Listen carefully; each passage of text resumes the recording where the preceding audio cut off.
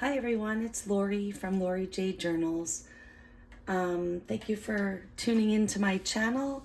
Today I'm going to I'm actually late for the Two Sister Jam miniature challenge. I'll put some information on Two Sister Jam in the description box below, but they have both, it's two sisters, Stacy and Dana, and they have an Etsy shop and a Facebook group, all around junk journaling and ephemera and all kinds of things. And they did a challenge, and I'm late to the table, but I'm going to do it anyway, and share it with you, of miniatures. I recently, a few months back, did a whole series of these itty bitty mini journals. Here on the screen here, which is why I brought it, is probably my favorite one of all the ones I made. After making a series, this one was made by special request, so this one was commissioned. I really love the way it came out. All I have left is a photo because it's obviously in the hands of a user. But I've been doing these for a little while, and if you watch my channel, you know I travel a lot for work. And so in an effort for repurposing and finding creativity on the road, one time I picked up one of these soapboxes. So this is a hotel soapbox. I'm not going to do any advertising here for a hotel chain, but I typically stay in one of two of the chains, and this is the little soapbox that the face and hand soap is in the hotel. And I thought, this is the perfect shape for a mini journal. So I started collecting them, brought them home. This was the original set, from the original set I made. It was a set of 3. I've already gifted the other 2 to people who wanted them. And so people have asked, do you have a tutorial? And I thought that the miniature challenge with Two Sister Jam and the effort to repurpose items in the Just Lean junk journal group gave me the idea to create a video for this. So I'm probably going to do it in 2 parts. What I'm going to do here in this first part is I'm going to deconstruct the box, show you how I break it down, and probably sew on the inside and the outside cover, and maybe get started on the signatures or talk a little bit about what makes sense to go in here. I don't think I will sew the signatures in this video. I think I will save sewing in the signatures and embellishing the outside for part 2 of the video. So here we go. I have my little soapbox. I'm going to leave this one I have several others flattened already because I flatten them to bring them home in my suitcase. And the first thing I do when I break down any box really is look for the side where it's glued together. So right here on this box is where the adhesive was placed on the box to put it together. It makes it easiest. It keeps the box intact. The next part is really determining what I want the journal to be. So if you see this one, it's just a straightforward cover, front and back with the spine. Sometimes I like to leave one of the flaps so that there's a fold over. I don't think I'm going to do that today. So essentially all I want is back cover, front cover, and a spine, which means I'm going to trim away all of this and all of this. So let's do that first. I'm never super concerned about perfection, but with these boxes, they're tiny. So if you start trimming away and you need to trim more, the next thing you know, you don't have any box left. But the other thing is they have these beautiful creases, which act as a line for precision when you are cutting away. You can, of course, also do this with a scissors. I choose to do it with my paper cutter so that things are even.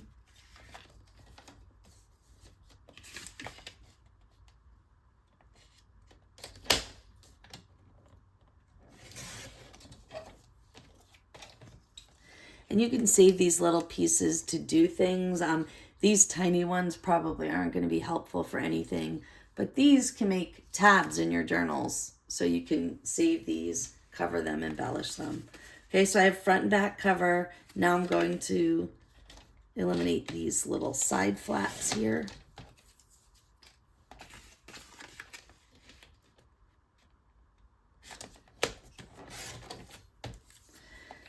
And just like that, I've got the outside of a journal. Now, if this was a big box and you were making a really big journal, you might find the need to reinforce this. But look at this little itty bitty, right? It doesn't need a whole lot of support. You're not going to put anything heavy in it. I'm either going to do one thick signature or two separate ones. I've done it both ways. You can see this one has two signatures. I did one in pink dyed paper and the other in blue dyed paper. You know, this is not a journal that's going to get bulky. You're not going to put a whole lot in it. I don't put ephemera in these. There's no need to. It's really just a jotting journal. I started them off kind of as fun, and then I was asked to create one, that one I showed you on the screen. I believe that the user of that one uses it for just daily daily reflection, right?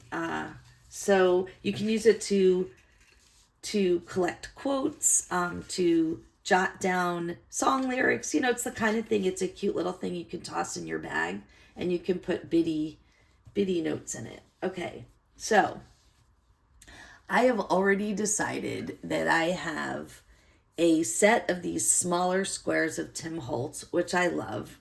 And these are too small to make large journals. Yes, you can make pockets and clusters and embellishments with them, but most of the ones in this pile I have more than one square of. And look at how perfect, right? If I want to do the inside and the outside the same, just as I did here. And by the way, that's the simplest way to do this. You can certainly use something in the front and something in the back and use two different fabrics, but I'm going to embellish on it. So I'm going to keep the fabric the same. It makes it really easy, and you can just fold it in half and it makes the perfect size, and then you can trim away or tear away. So I do have, as I showed you before, a whole series of these. I'm going to make a whole series of them, but today we're going to start with one. And so I'm just going to kind of look through my supplies. This one is fun. You know, rulers, numbers. I love words and numbers, so this is fun. It also has red, which isn't my favorite, but it's such a small accent of red. I could pull from it and then use red as an accent color. Of course, this kind of neutral color music sheet fabric is really cool. And of course, this is a blank canvas because it's cream colored and brown. I can do essentially anything on it. Similarly, this one is like newsprint. It's a little bit darker because the words are, the writing is more dense. So there's some darker there. Flip side is this fun one, which is dark with creamy colored writing on it. I can tell you that for me, this one doesn't really make sense when you're working with something small. I don't know that it makes sense to have big words and numbers. So I think right off the bat, I'm going to set that one aside. This one might be in the same boat. This is a really fun fabric. One of the things that I really like about it is there's lots of options for pulling accent color. So much the way, and this is probably the simplest one I made of all. I think this was the very first one I made. You know, I was able to pull the colors out of this main fabric and create accents. And a fabric like this gives you a lot of options to do that. The only factor here is it too big? Like, you know, are the numbers too big to create? Let's see. I'm going to experiment. Let's see what it would be like.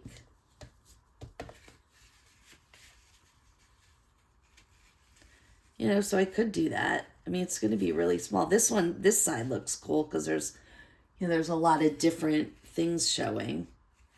And I will trim this down a little bit. I'll tear it to kind of create my shabby edges that I love.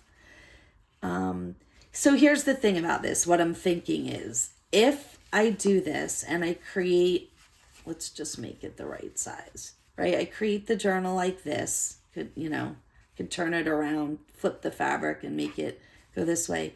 If I embellish on this, it's essentially going to cover the whole design, right? There's really cool aspects of this that will get completely covered up by the signatures and by, it's just, I feel like not the best use of this fabric. I know it's a little bit of a rant there, but I know people like to hear your thought process of why you make the selection that you do.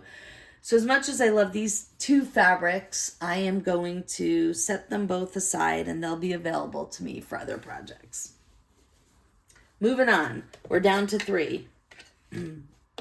So it's really a matter of whether I want to go with something darker or whether I want to go something lighter. And I think I really want to go lighter today. I think I'm going to embellish with a scrappy, you know, like cheeseclothy or canvas, something that has a lot of shabbiness to it. And I think I'm going to do it on one of these light colors here. So now it's just a matter of whether I want music notes or newsprint. And let's see, I might answer my own question. If you can see through this, oh, and you can't, not really. I was looking to make sure you can't see the writing from the soapbox. I think I'm going to go with newsprint just to be safe. I don't think you can see anything through it. I do love the music paper, and maybe one of the next ones that I make, I'll use that. All right. So I've got my cover fabric, I've got my soapbox trimmed up. Now I just need to cover it.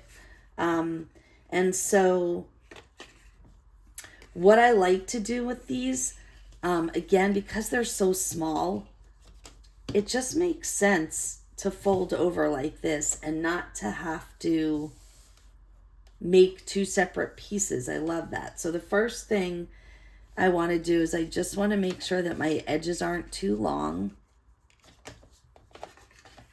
And I'm going to make a little cut and then tear.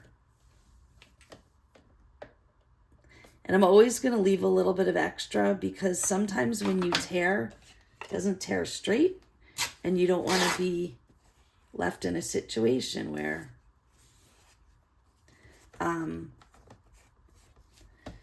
you tear too small and then you can't use the fabric for what your plan is. All right, now look at that edge. I love it, and I'll probably pull at it even more so that it gets shabbier.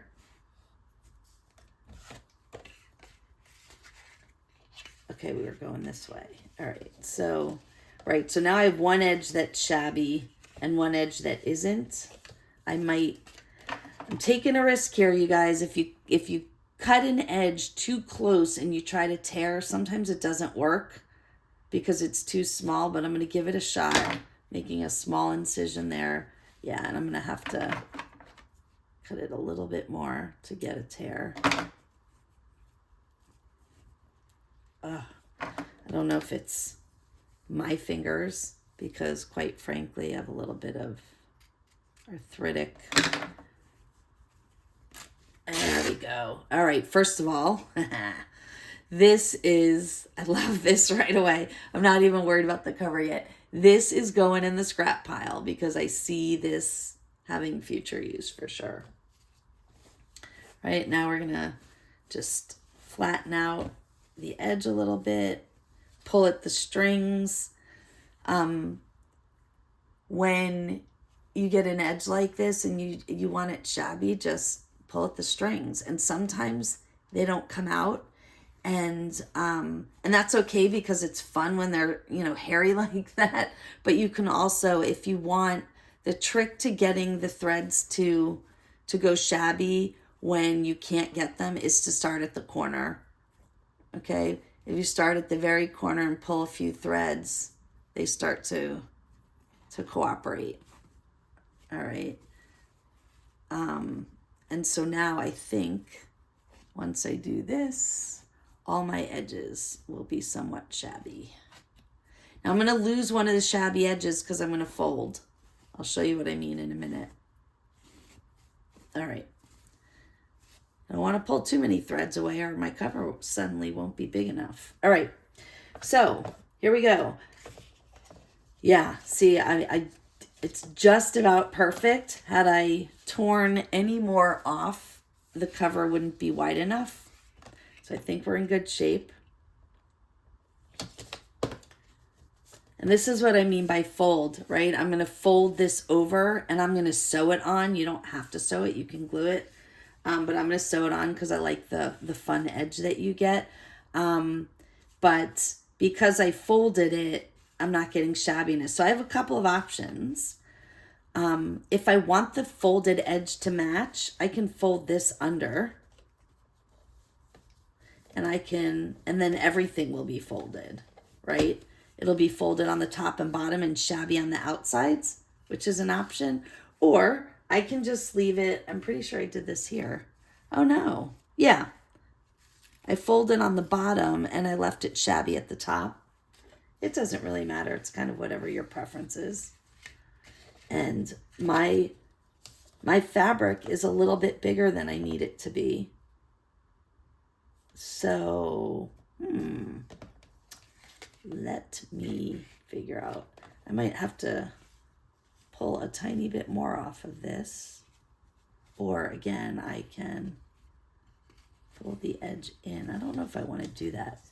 I want to create thickness there that, let's see. First of all, let's move this out of the way. All right.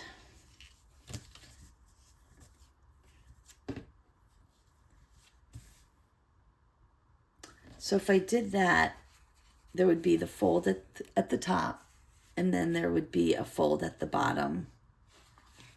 I would have to do it a little bit more. I could do that. And then there's kind of like the fringiness on the inside. I think I like that. So that's what I'm going to do. Now, oftentimes I will do a little bit of glue before I sew, just so everything holds in place. Sometimes when you're sewing, it's hard to get everything to kind of stay in the right place. So I think I'm going to do that. I'm not going to use a lot. I'm just going to use a little bit of Fabri-Tac in a couple of places.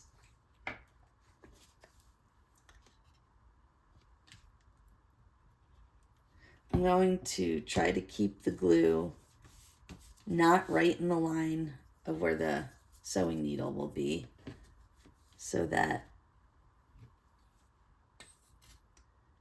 I'm not running my sewing needle, my machine needle through glue. It's not a best practice.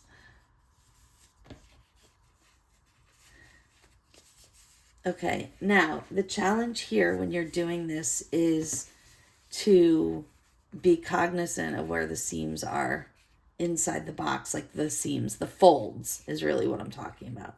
All right, I'm going to step away for just a second. I'm going to sew this on my sewing machine.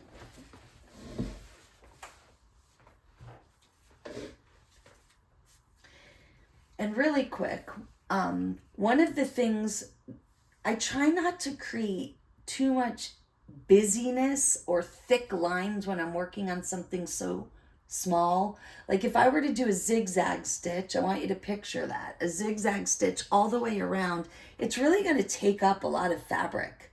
I know the stitches don't seem very big, but when you're talking about working on something so small, I don't think I'm going to do that. I think I'm going to keep with a straight stitch.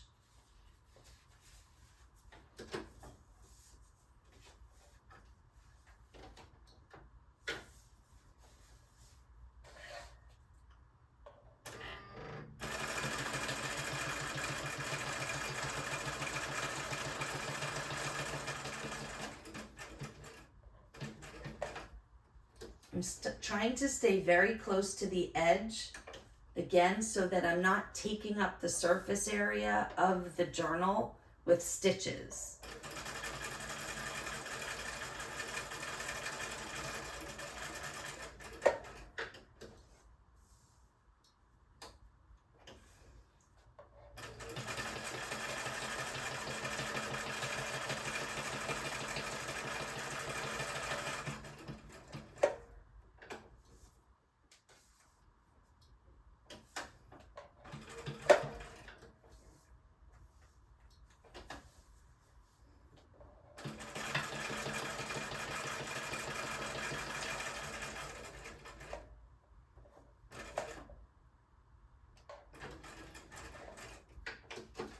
Okay. So here we go. I have my sewn in cover. I haven't really decided which way it was going to go. Now it's just where you like your scrappiness. And I know some people would trim this away. I probably won't, especially since it matches. It's black thread and it goes with the... And then the next thing I need to decide before I move on is whether I want to do a second time around. I kind of like that, and here's why. I am not experienced on a sewing machine. I actually learned to sew on this machine just for the sake of the kind of craft work I'm doing now. Never sewn clothes. I mean, I can sew a simple pillow like in a square. And so my stitching doesn't look great, which is okay because that's kind of the beauty of junk journaling. But when you put a second stitch around to create that kind of sloppy look, it looks more intentional, and I really like it, so I'm going to do that.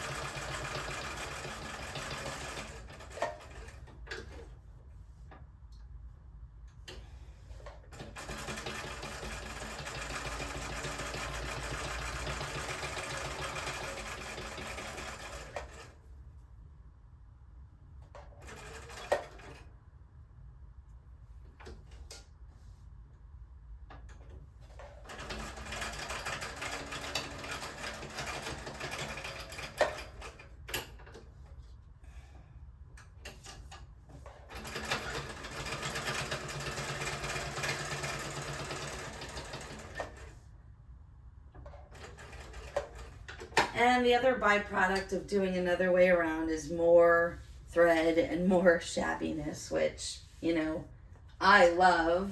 Maybe some people don't. You can always trim it away, or again, you can do only once around. So here's what I'm left with. Okay, I've got all these nice little strings and the little clump there. I actually really like that. And by doing those kind of sloppy second time around, it looks really intentional. Ooh, and nothing like having mistakes on camera, right? Look at all, something happened while I was sewing. I'm not sure what, but look at all this gummed up, clumped up threading. Now, I have a choice. I can pull all this out and de-thread it, or I can embrace the mess, which is what I'm going to do, and I'm going to leave it. And hopefully, it will be appreciated as a true junk journal. I'm not really sure what happened or why that happened. I probably need to check my sewing machine before I do anything else. I don't know. I'm actually not sure if I'm going to leave this. It's a little too much for me. Let's see if I cut some of it away. You know, I've said this before. I could stop recording and not post this and not share my mistakes, but we're always learning together, and I just feel like, why not share the mess? We're all learning. It's authentic. You get to see that even though sometimes we post a beautiful finished product, that it's not because it worked out perfectly on the first try. And this one certainly didn't. I don't know what happened. I'm a little worried there's something clogged up in my sewing machine. But I don't want to keep all this clustered thread in here. I'm going to grab my seam ripper.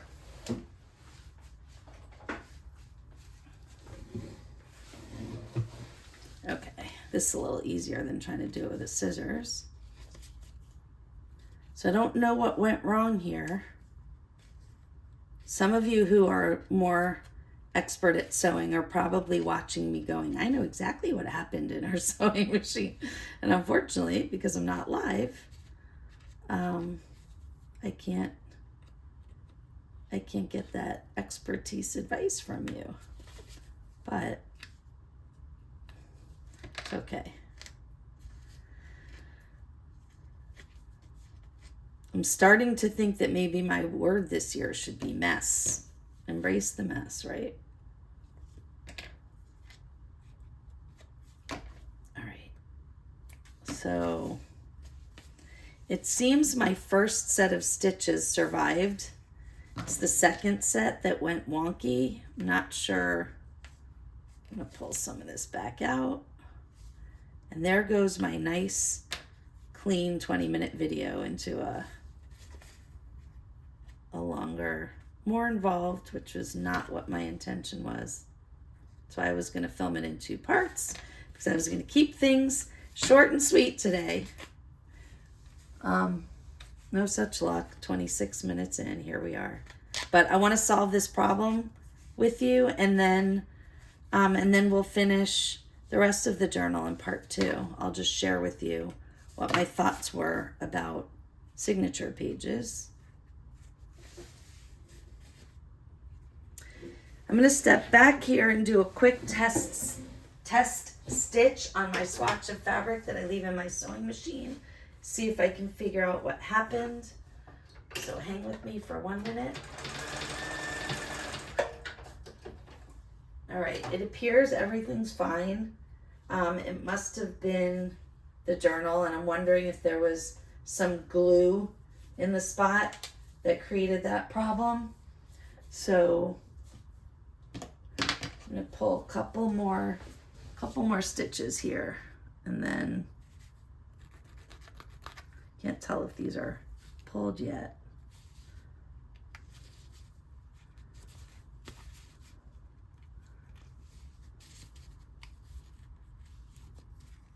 Okay, let's try again. Don't know what happened. Let's see if we can clean this up a little bit.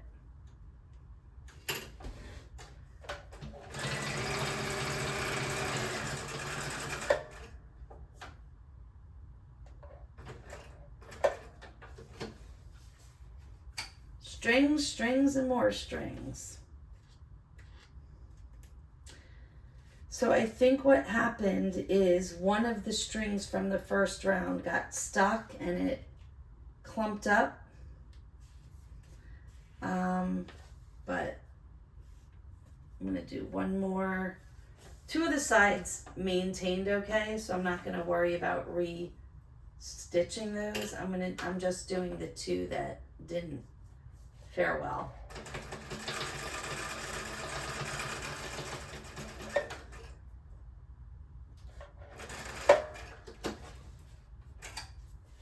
All right, I feel like I'm okay with this. It's not, it's not perfect. It's not the way I would have wanted it without mistakes, but again, so be it. I do want to, okay. So you could certainly, listen, somebody else might trim away.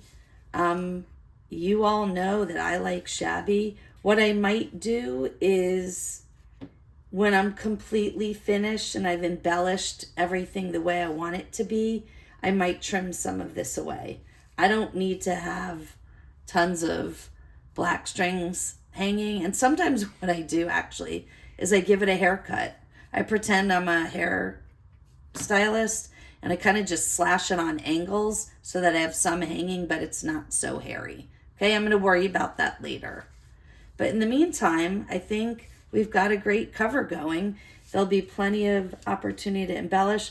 What I am going to do, I'm not going to do it with Fabri-Tac because it's too thick, but I am going to take my glitter glue and my art glitter glue, and I'm just going to put a line right beneath this crease here. So this is open because I didn't sew it here. I sewed it around the edge.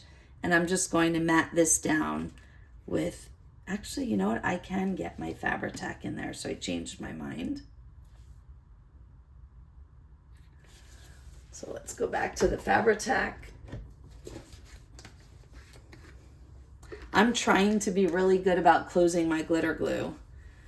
If you're used to using that kind of glue, you know that if you leave it open, it clogs up pretty fast. So I try to remember to put the pin in it right away when I'm finished. Okay, so I'm going to put a little Fabri-Tac in here.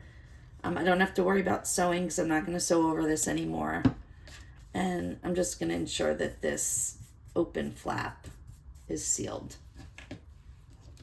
All right, I'm going to button up this video shortly because I told you I'm going to finish it up in part 2, but what I'd like to do is just talk through a little bit about what I'm thinking for signatures. So this is a tiny little journal, as you can see.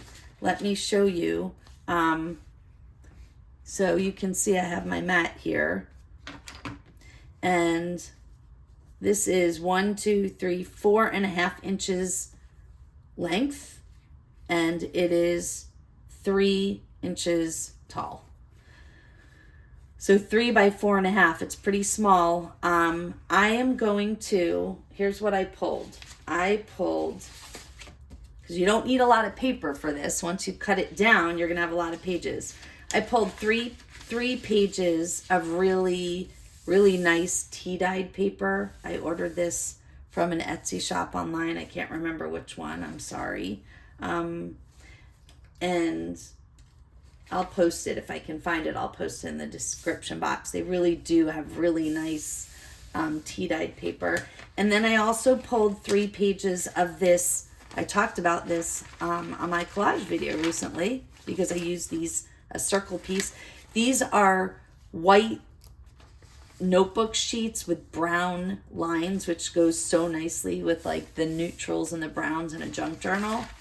And then I pulled, just for fun, maybe as the outside of the 2 signatures, is 2 pieces of these embossed papers.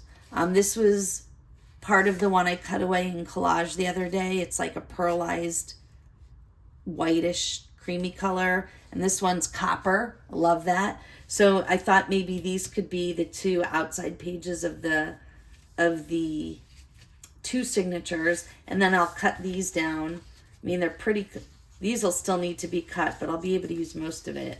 So it'll be really nice. And I thought I might throw in 1 or 2 of these glassine bags, mostly it's a little bit tall, but and then I'll just sew in the 2 signatures and embellish. So join me for part 2 when I put together this tiny little junk journal.